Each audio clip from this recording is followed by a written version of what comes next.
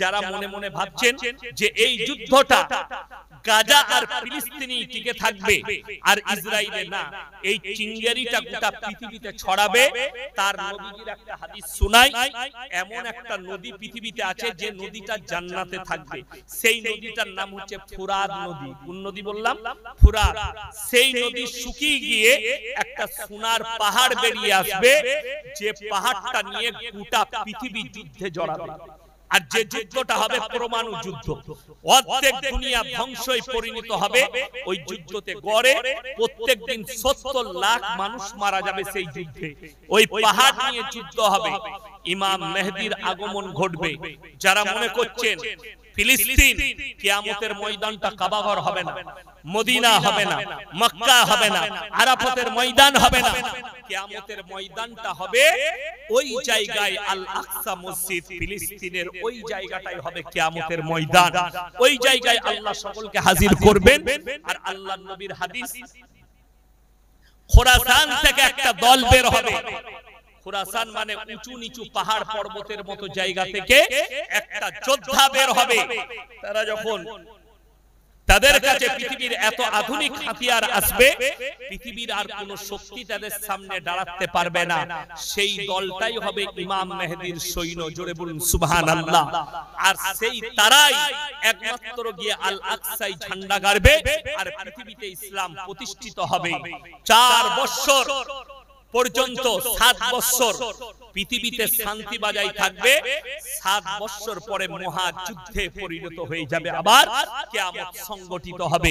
এখন অনেক মুসলমান শুরু করেছে বেঈমান কাফেরের মতো ইহুদি নাসারাদের কালচার। কিভাবে শুরু করেছে? দুটো বোনকে একসঙ্গে রেখে দিয়েছে, 2 মায়ের পেটের বোন, বলে 2 বোনই আমার সঙ্গে ঘর কর। শুনেলেন, কেউ যদি নিজের শালীকেও রাখতে চায়, নিজের বউকেও, হারাম শরীয়ত সম্মত জিনা করা হবে, ইসলাম শরীয়তে জায়েজ নাই। 2 বোনকে বিবি রূপে কেউ রাখতে পারবে না, মায়ের পেটের বোনকে। রক্তের সম্পর্ক যার আছে, ইসলাম পরিষ্কার পরিচ্ছন্ন, ইসলামে বাড়াবাড়ি, মারামারি, কাটাকাটি।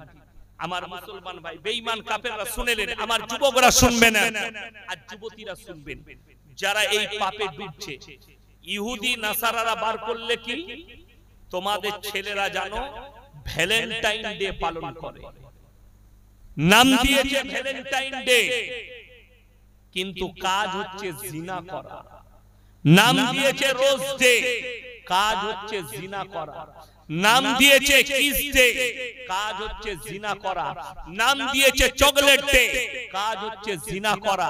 আপনারা মনে করছেন যেগুলো কলকাতায় আর টাউনে টাউনে পতিতালয় আছে, এইগুলোতে শুধু পাপ হয়? এই পতিতালয়গুলো থেকে বর্তমান সময়ে সবথেকে বড় পতিতালয়ের নাম হচ্ছে পার্কগুলো, যেগুলো সরকার পার্ক বানিয়েছে, যেখানে ছেলেমেয়েরা অবাধে জিনায় লিপ্ত হচ্ছে। আল্লাহর নবীর হাদিস, কিয়ামতের পূর্বে রাস্তাঘাটে কুকুরের মতো নারী পুরুষ জিনা করবে। আর সেই যুগটা এখন আমরা অতিক্রম করতে চলেছি। আমার মুসলমান ভাই, আপনার মনে মনে হবে নামাজি কি বাড়বে না? কিয়ামতের পূর্বে নামাজি কমে যাবে, ভুল কথা। বড় বড় মসজিদ হবে, বড় বড় অট্টালিকা বাড়ি হবে, মসজিদগুলো মুসল্লিতে ভরে যাবে। যদি বলেন কি হাদিস, মুসান্নাফ ইবনে আবু শাইবা 40 নম্বর হাদিস, নবীজি বর্ণনা করলেন, হে আমার সাহাবীরা, কিয়ামতের পূর্বে মসজিদগুলো সব ভরে যাবে নামাজি মুসল্লিতে। সাহাবীরা বললেন, ইয়া রাসূলুল্লাহ, সেই নামাজিরা কেমন নামাজি হবে? নবীজি উত্তর দিয়ে বললেন, হে আমার সাহাবীরা শোনো, সেই নামাজিগুলো হবে সুদখোর নামাজি, সুদ খাবে আর নামাজ পড়বে। আর তারা বড় বড় অট্টালিকা বাড়ি আর বড় বড় শপিং মল বানাবে। সেই যুগে ইমানদার খুঁজে পাওয়া মুশকিল হয়ে যাবে।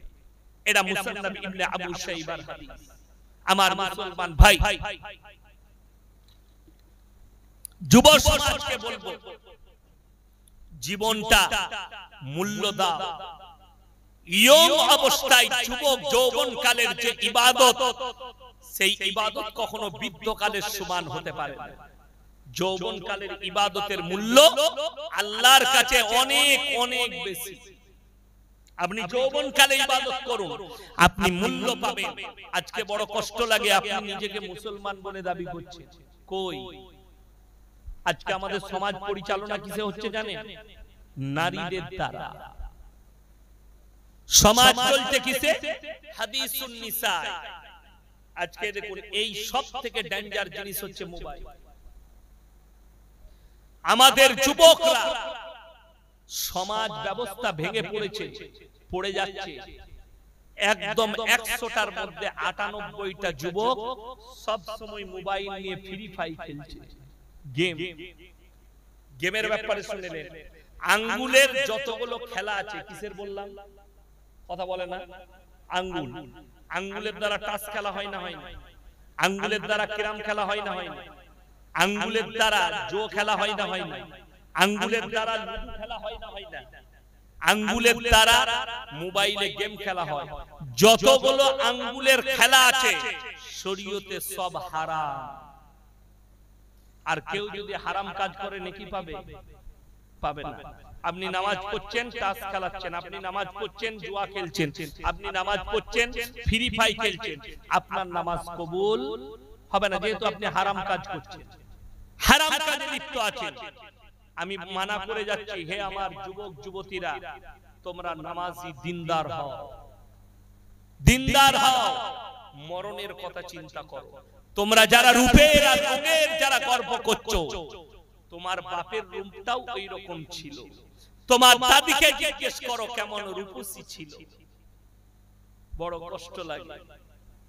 আমি যখন আমাদের যারা দাদু সম্পর্ক হয় তাদেরকে মাঝে মাঝে জিজ্ঞেস করতাম বিয়ের আগে, দাদু দাদি কিরকম দেখতে ছিল গো? বলে দারুণ লাগতো। কে বলতো? দাদুরা। হ্যাঁ, এটা মিথ্যা নয়। সেই একমাত্র জানে সেই বুড়ি দাদিটার যৌবন কালটা কিরকম, কত সৌন্দর্যতা ছিল। সেই দাদু যেমন তোমার দাদিকে দেখছো, তোমার স্ত্রী একদিন ওই জায়গায় পৌঁছাবে। হে নারী, তুমি যে রূপের গর্ব করছো আর রূপের চর্চা করে মানুষের কাছে রূপ প্রকাশ করছো, তোমার দাদির ওই রকম একদিন রূপ ছিল, তোমার মায়ের রূপ একদিন ওই রকম ছিল। সেই রূপ রং সব শেষ হয়ে গেল। আল্লাহর কসম, এই দুনিয়া সম্পর্কে আল্লাহ কোরআনে বলেছেন, ওয়ামাল হায়াতুদ দুনিয়া ইল্লা মাতাউল গুরুর। এই দুনিয়া তোমাদের জন্য সম্পূর্ণ ধোঁকা। তুমি ধোঁকার মধ্যে পড়ে আছো, তুমি প্রতারণার মধ্যে পড়ে আছো।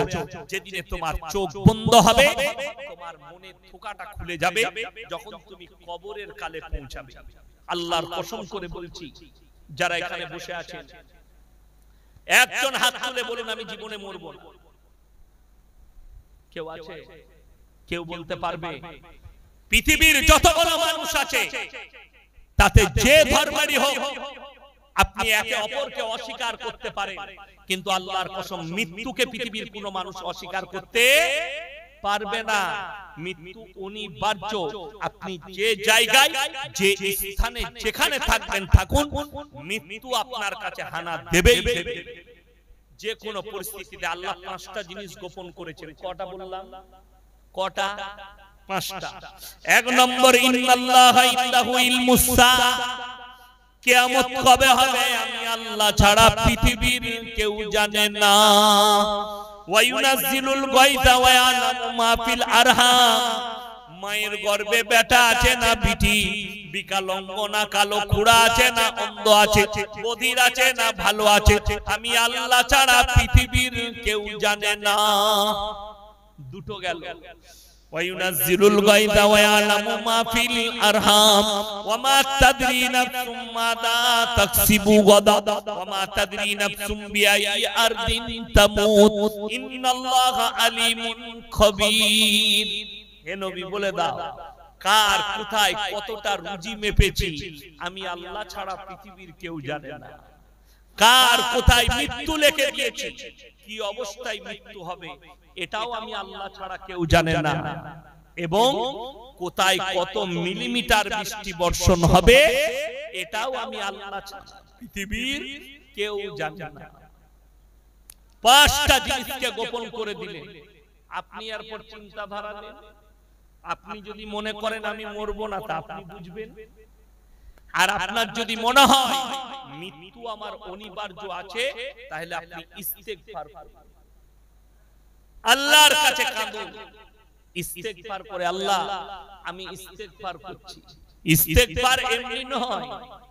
আমাদের লোকরা মনে করে খালি মসজিদে গিয়ে বলবো আস্তাগফিরুল্লাহ আস্তাগফিরুল্লাহ আস্তাগফিরুল্লাহ আল্লাযী লা ইলাহা ইল্লা হুয়াল হাইয়ুল কাইয়্যুম ওয়া আতুবু ইলাইহি।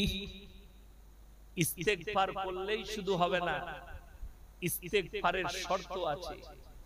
আপনি ভুল করেছেন, আল্লাহর ইবাদত করেননি, ক্ষমা চাইবেন কার কাছে? ইস্তেগফার করে আল্লাহর কাছে।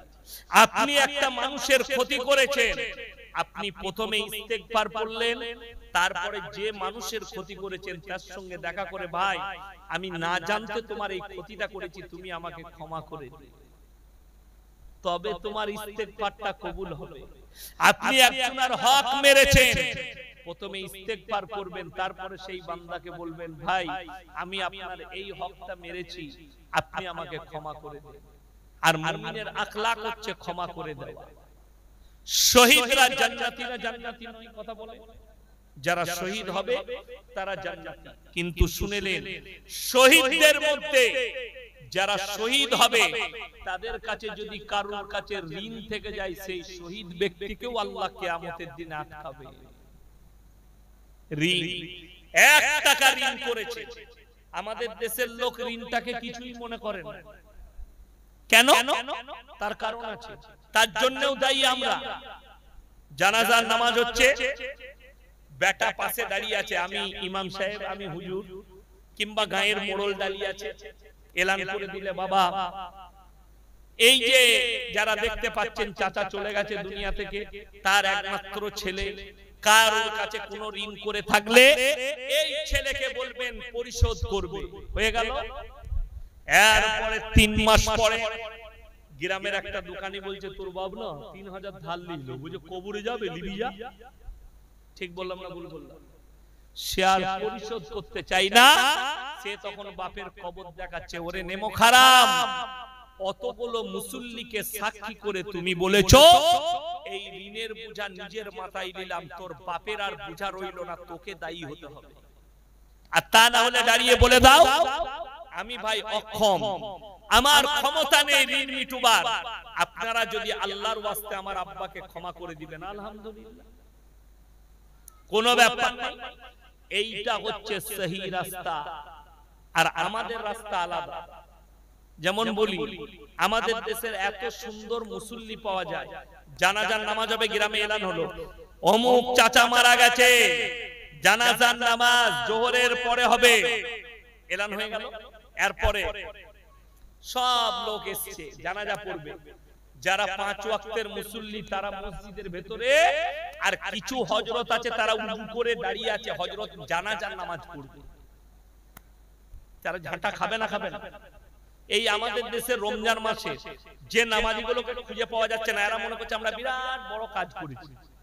তোরা 1 মাসের নামাজ, এই 24 পরগনার আর এই কটা হাওড়া জেলার গুটকাখোর হারামখোর আমাকে গালি দিচ্ছে। ওই যে ইয়াসিন সাহেব বলেছে শবে বরাতে নামাজ পড়া যাবে না, ইয়াসিন সাহেব বলেছে 27 নামাজ পড়া যাবে না। কাল লেগে বলেছি সেটা আগে ভালো করে দেয়, কোন দলটার লেগে বলেছি? জীবনে নামাজ পড়ে না হারামখোর, শবে বরাতে সারা রাত জাগছে। তোর নামাজ নিয়ে কি করবি বে তুই? নফল নিয়ে?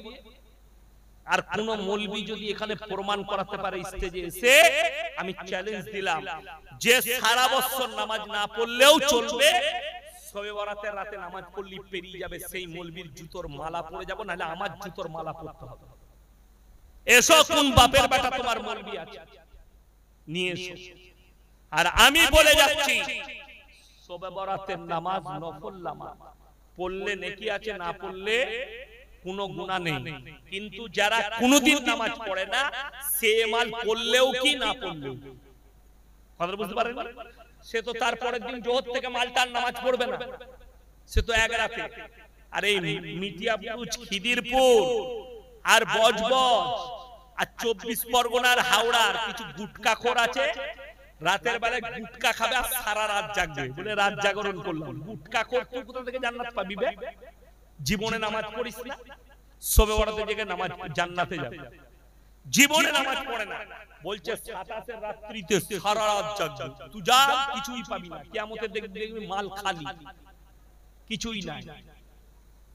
কোন পৃথিবীর মৌলবি যদি প্রমাণ করাতে পারে 27 রাত্রিটাই শবে কদরের রাত্রি, আমি মৌলবি শওকতের বেটা মৌলবি ইয়াসিন জীবনে আর বয়ান করব না, বক্তব্য এখান থেকে ইতি করে ছেড়ে দেব, জীবনে আর বয়ান করব না, জলসা করব না, আমি মাদ্রাসায় পড়াবো। কোন বাপের বেটা মৌলবি থাকলে আমার চ্যালেঞ্জকে অ্যাকসেপ্ট করো।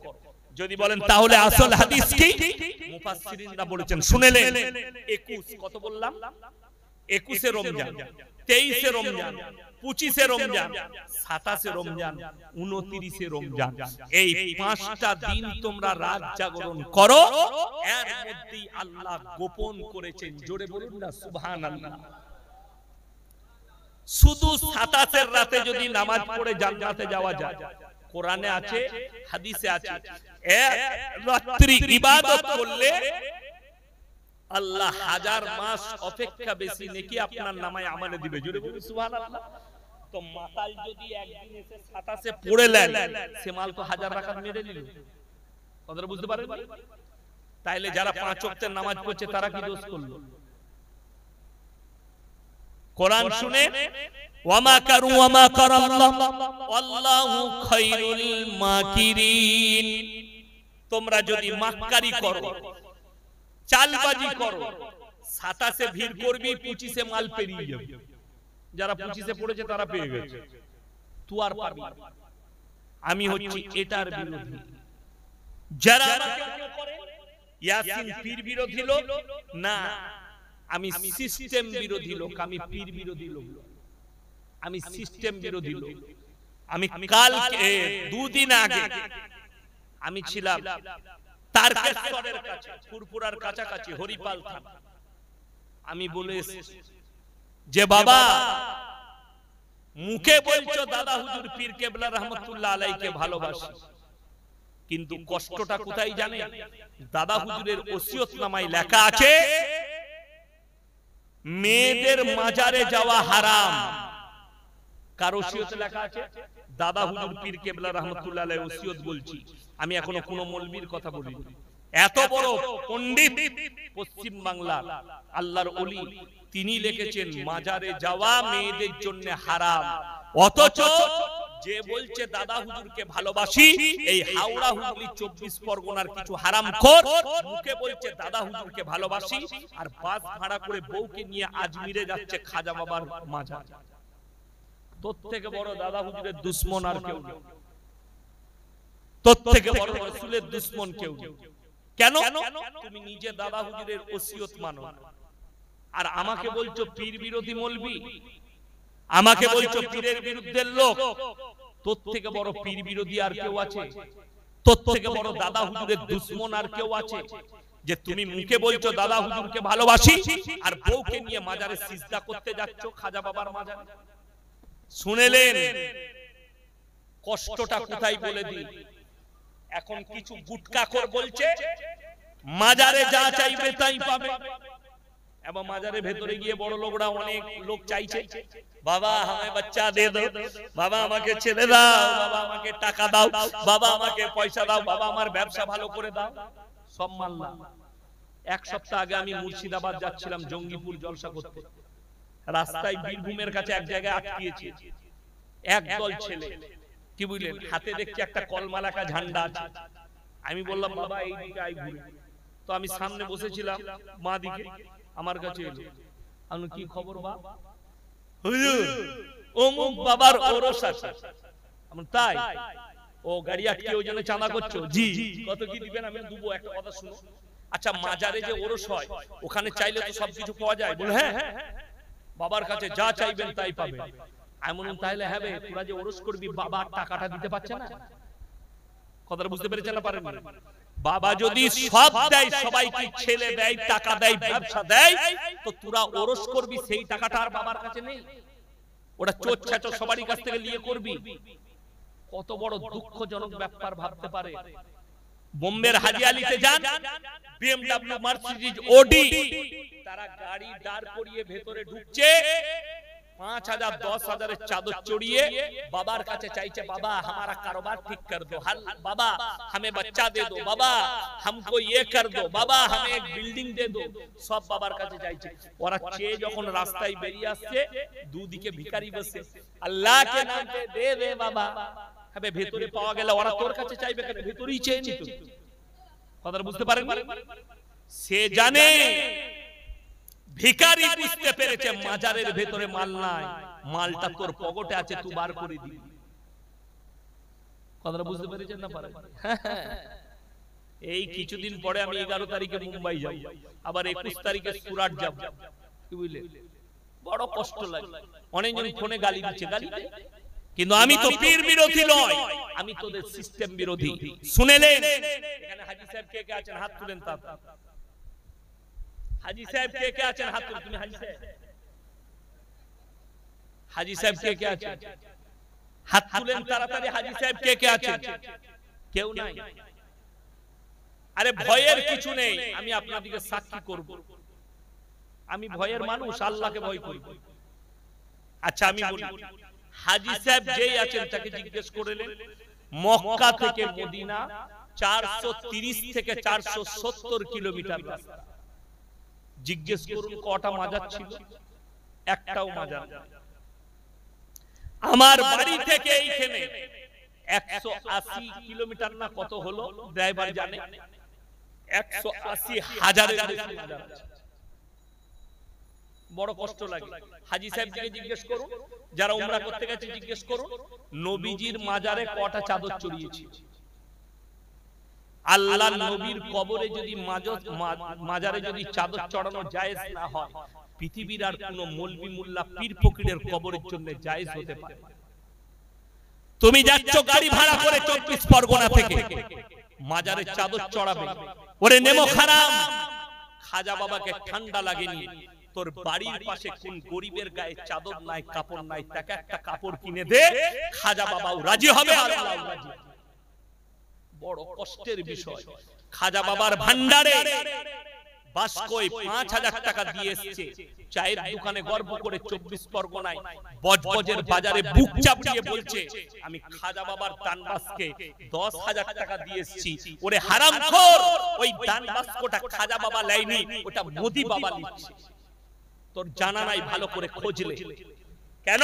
ওটা কেন্দ্র সরকারের আন্ডারে আছে, যত টাকা পড়ে যা মাল পড়ে সরকার নেয়, আর সরকারি ওই গাঁজাখোর আর মাতালগুলোকে বেতন দেয় যে খাদিমগুলো আছে। আমি বলবো না, যারা গেছে তাদেরকে জিজ্ঞেস করুন, তারাই বলে দিবে তাদের ব্যবহার আর তাদের চরিত্র আর তাদের আখলাক। একটা হারামখোর নামাজ পড়ে না এক ওয়াক্তে, যতগুলো মাজারে বসে আছে খাদিমগুলো এক ওয়াক্তে নামাজ পড়ে না। আমি যদি মিথ্যা বলে থাকি আমার আব্বাকে ফোন করবেন কালকে।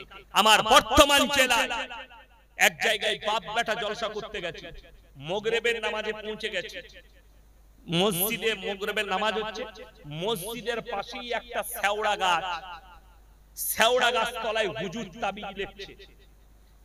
মাগরিবের নামাজ হলো, আমি জিজ্ঞেস করলাম কটা লোককে, আমি বললাম হুজুর নামাজ পড়বে না, বলে হুজুরের নামাজ মুখস্থ।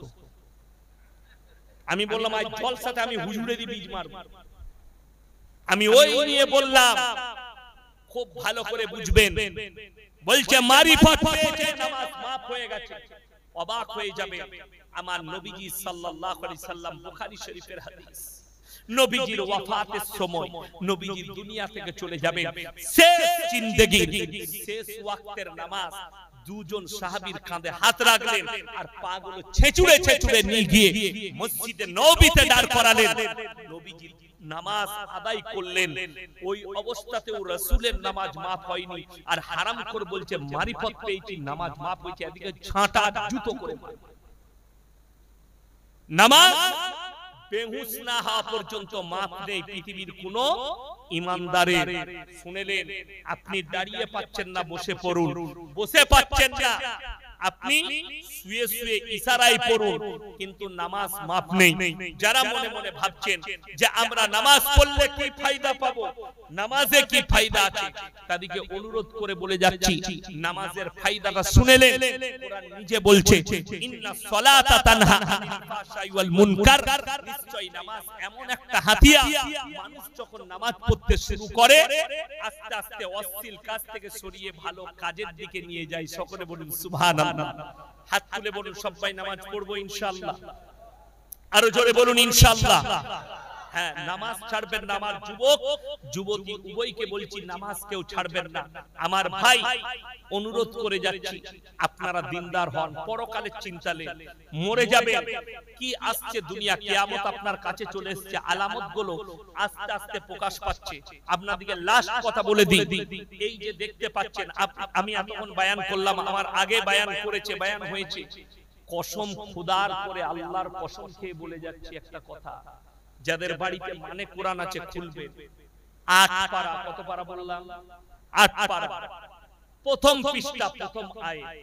সারা রাত যদি আমি কোরআনের তাফসীর করি, সারা রাত যদি কোরআন হাদিস বলতে থাকি আর বুঝাতে থাকি, কোরআন বলছে ওয়ালাউ আন্নানা নাযালনা ইলাইহিমুল মালাইকা ওয়া কাল্লামাহুমুল মাউতা ওয়া হাশারনা আলাইহিম কুল্লা শাইইন কুবুলা মা কানু লিউমিনু ইল্লা আন ইয়াশা আল্লাহ ওয়ালাকিন্না আকতারহুম ইয়াজহালুন ওয়ালাউ আন্নানা নাযালনা ইলাইহিমুল মালাইকা, আমি আল্লাহ যদি এদের কাছে মালাইকা মানে ফেরেশতা পাঠাই, আর যারা মারা গেছে তোমাদের পূর্বপুরুষ, ওয়া কাল্লামাহুমুল মাউতা, যারা চলে গেছে তারা যদি কবর থেকে উঠে আসে আর ফেরেশতারা বলে আল্লাহ তোমাদের জন্য কঠিন আযাব রেখেছে, তোমাদের পূর্বপুরুষ যদি বলে তোমরা ভালো হয়ে যাও, কালমায় চলে এসো, দ্বীনের উপরে প্রতিষ্ঠিত হও, আল্লাহ কবরে কঠিন আযাব রেখেছে। আমার আল্লাহ বললেন হে নবী, তারপর যারা মানার নয় তারা কখনো মেনে নিবে না। এটা কোরআন, বড় দুঃখের আয়াত যে তারপরেও পৃথিবীর মানুষ মানবে না। হায়াত বাকি, মুলাকাত বাকি। আপনারা আমার জন্য দোয়া রাখবেন, আমি আপনাদের জন্য দোয়া রাখি। ইনশাআল্লাহ আবার যদি আল্লাহ কোনদিন মুলাকাত করায়, মুলাকাত হবে, আপনারা দোয়া রাখবেন। খাস আমি দোয়া দিয়ে যাব যে ভাইয়েরা মেহনত করে আজকের জলসাকে দিয়েছেন তিনাদের জন্য, যে ভাইয়েরা মেহনত করে আজকের জলসাকে রেখেছে তাদের জন্য দোয়া রাখবো। আমার ভাই কবে দুনিয়া থেকে চলে যাব আমরা কেউ জানি না, তাই আপনারা আমাদের সকলের জন্য একে অপরের জন্য দোয়া করবেন। হায়াত যতদিন আল্লাহ রেখেছে ততদিন, তারপরে আমাদের সকলকে চলে যেতে হবে। আমরা কেউ জানি না কে কখন চলে যাব। আল্লাহর যে যেখানে যার মৃত্যু রেখেছে চলে যেতে হবে আল্লাহর ডাক পড়লে। তাই সকলকে অনুরোধ করব আপনারা দিনদার হন, পরেজগার হন, মুত্তাকি হন, নামাজি হন, বাড়িতে নামাজের তালিম নিয়ে আসুন, বাড়িতে কোরআনের তারবিয়ত নিয়ে আসুন। অনেকজন মনে করেন আমাদের রমজান মাসে মায়েরা অনেক কোরআন পড়েছে, বাকি পুরো বছর কোরআন আলমারিতে ভরা থাকে।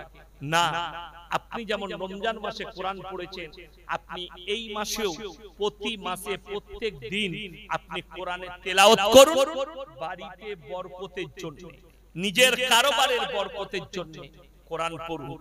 আছে হাদিসে আছে, নবীজি সাল্লাল্লাহু আলাইহি সাল্লাম বললেন, হাদিসে আছে যারা 5 ওয়াক্তের নামাজি হবে আল্লাহ তাদের রুজিতে কোনোদিন কমি দিবে না। জোরে বলুন সুবহানাল্লাহ। ওই জন্য নামাজ কেউ ছাড়বেন না। সবাই দরুদ শরীফ পড়ুন, আল্লাহুম্মা সাল্লি আলা।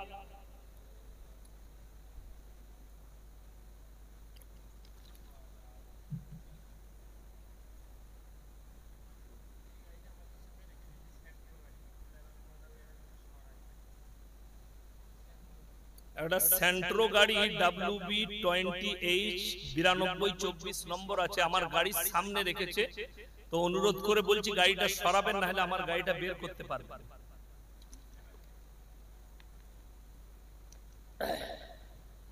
কই আপনাদের কমিটি ছেলেরা কোথায়? কেন ঢুকে থাকবে কেন? আমি তো লাস্টে ওয়াদা করাবো নামাজ পড়ার জন্য না, ওইটার লেগে নয়, ও গাড়ি তো এমনি ধরে সরিয়ে দেওয়া হবে, নামাজের জন্য আমি ওয়াদা করাবো, অত সহজ নয়। হাত তুলেন তো এখানে কমিটি কে কে আছে? মেম্বার মাশাআল্লাহ, কই মেম্বার আর কে আছে? হাত তুলেন, মেম্বার সব হাত তুলেন। এই আপনাদেরকে দায়িত্ব দিয়ে যাচ্ছি, সকলকে নামাজের দাওয়াত দিবেন তো ইনশাআল্লাহ? ইনশাআল্লাহ নামাজের দাওয়াত দিবেন। দেখুন আমি বলি, আপনারা যদি আল্লাহর কাছে ক্লিয়ার হতে চান, আজ থেকে একটা আমল শুরু করবেন, সকলে জোরে বলুন ইনশাআল্লাহ। আপনি বাড়ি থেকে নামাজের জন্য বের হচ্ছেন, মাচাই যদি বালিগ হোক কিংবা বালিগ হব হয়, সেরকম যুবক কিংবা বয়স্ক লোক যদি বসে চায়ের দোকানে হোক, রাস্তায় আড্ডা মারে, আপনি খালি এতটুকু বলবেন, ভাই আজান হয়েছে নামাজে যাবি না? বলবেন না? বলবেন? এই দেখেন আমার আসল লোক আসছে, আসুন ইনশাআল্লাহ।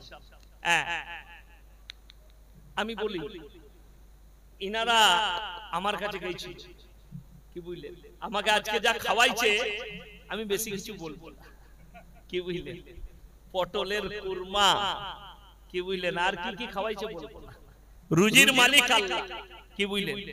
সবাইকে দোয়া দিয়ে যাচ্ছি, ইনাদিকে দোয়া দিচ্ছি যে আল্লাহ যেন ইনাদের হায়াত দারাজ করে, বলুন আমিন। আল্লাহ কিন্তু সকলের দ্বারা দিনের কাজ লাই নাই, কি বুঝলেন।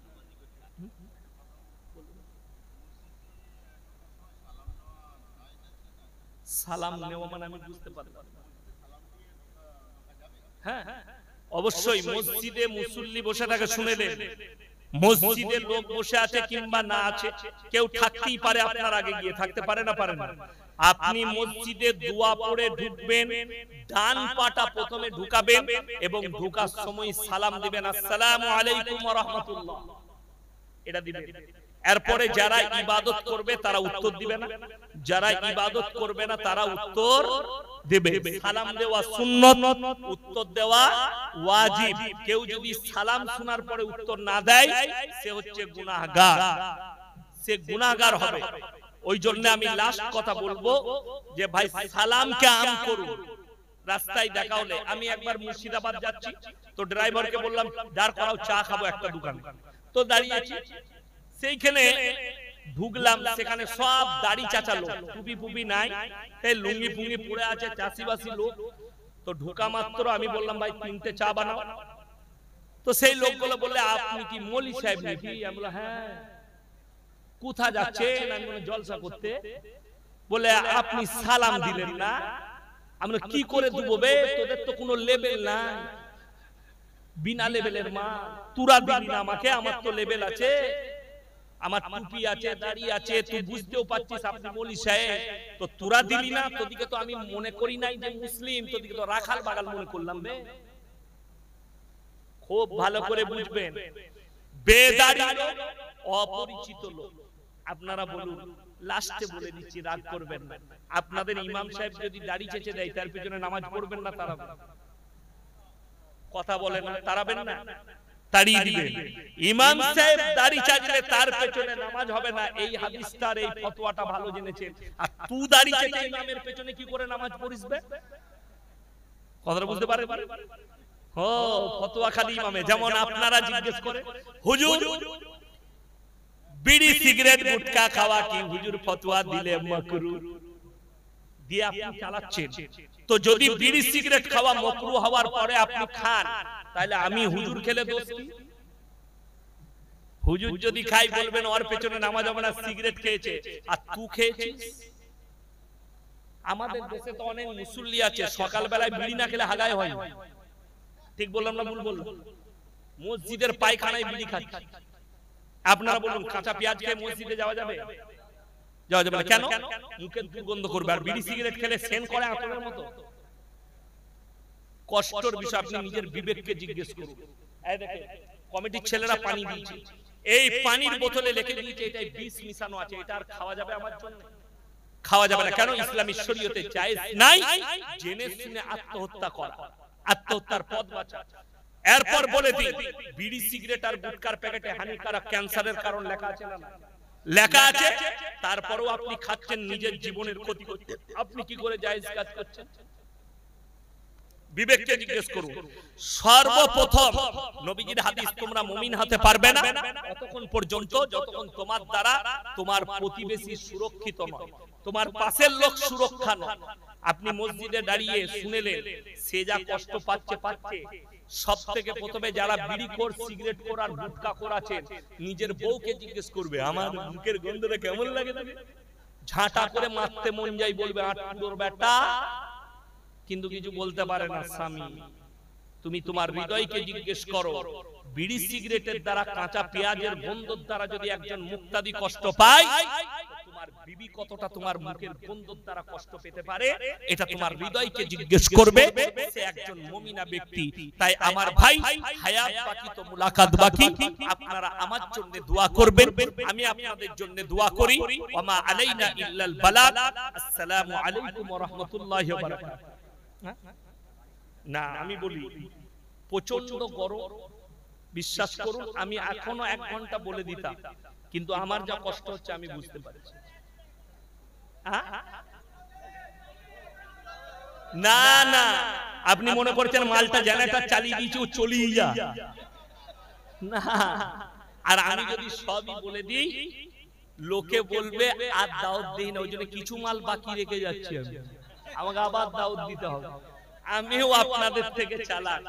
আমি বলি শুনেন, গরমের দিন তো, দেখেন আমি ভেতরে গেঞ্জি পরে আছি, পুরো ভিজে গেছে গেঞ্জিটা, এ হাওয়া কাজ করেনি গরমে। না, আমি 1 নম্বর না, শুনেন 2 নম্বর কথা, আমি 2 ঘন্টার 1 মিনিট বেশি কোথাও বলি না। 2 ঘন্টা 1 মিনিট আমি বলি আপনার দিকে। আমি বুঝতে পারছি আপনাদের ভালোবাসা, আপনাদের অনুরোধ, সম্মান। 2 নম্বর কথা শুনেলেন, মাদ্রাসা আমার চালু হয়ে গেছে। আমার আব্বাজি সম্পর্কে আপনারা অবগত আছেন, ইনারা দেখে এসেছেন। আব্বাজি কিন্তু সুস্থ মানুষ নয়, এখন তিনি অসুস্থ। আমাকে মাদ্রাসার অনেক দেখভাল করতে হয়। সকাল থেকে, কালকে শনিবার আছে, মাদ্রাসার ক্লাস আছে, আমাকে কি ক্লাস ধরতে হবে। শুধু তাই নয়, কালকে জানেন আমার কোথায় জলসা আছে? দেখুন, এখান থেকে আমাকে বাড়ি যেতে হবে, কালকে আবার এসে আমাকে বারুইপুরে জলসা করতে হবে। আপনাদেরই দক্ষিণ 24 পরগনা বারুইপুরে জলসা আছে, বারুইপুরে আমার কালকে জলসা আছে। আমি তো এখানে থেকে যেতে পারতাম সারা রাত বায়ান করে, কিন্তু আমাকে এখন বাড়ি ফিরতে হবে, মাদ্রাসা করে আবার বেরিয়ে আসতে হবে।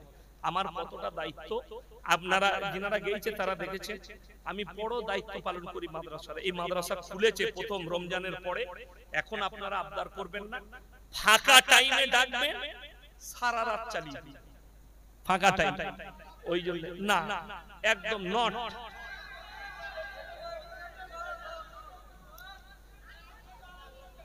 আমি আপনাদের কথা অনুরোধ রাখলাম, কি বুঝলেন?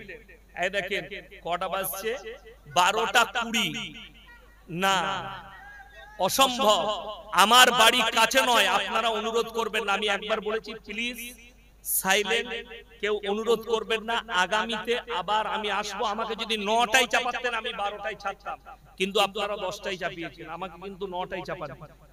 কি বুঝলেন? আমাকে বাড়ি পৌঁছাতে হবে, এখান থেকে 4 ঘন্টা লাগবে, ফজর হয়ে যাবে, আমি কখন শুভ বলবো? কি বুঝলেন? ওই জন্য আপনারা আমার জন্য দয়া রাখবেন, একটু দোয়া রাখবেন, আর আল্লাহ যেন আমাকে সুস্থ রাখে।